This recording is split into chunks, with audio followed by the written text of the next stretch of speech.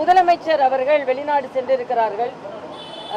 ஏற்கனவே இந்த வெளிநாடு போறதுக்கு முன்னால புதிதா ஏதாவது ஒரு நிறுவனம் இங்கே வந்து பெரிய அளவில் நிறுவனத்தை தொடங்கி பல பேருக்கு வேலை வாய்ப்பை கொடுத்திருக்கிறதா என்றால் இல்லை. அதே மாதிரி அங்க போய் வந்து நம்ம வந்து போஸ்ட் கொடுக்கறதும் சைக்கிள் ஓட்டுறதும் தான் அதிகமா இருக்கே தவிர MOU எதுவும் பெருசா இருந்த மாதிரி இல்லை.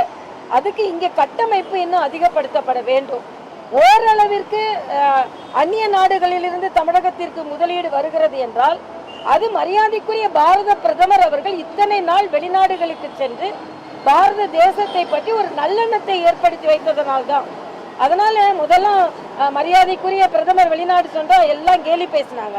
இன்னைக்கு ஒரு மாநிலத்துக்கு நீங்க இத்தனை வரை போக வேண்டி வரும்பொழுது ஒரு நாட்டிற்கு ஒரு பிரதமர் நல்லெண்ணத்தை ஏற்படுத்துவதற்கு எத்தனை முறை போக வேண்டும்? ஆக நீங்க எதையெல்லாம் எதிர்த்து சொன்னீர்களோ இன்று அதையெல்லாம் நீங்கள் நடைமுறைப்படுத்தி கொண்டிருக்கிறீர்கள்.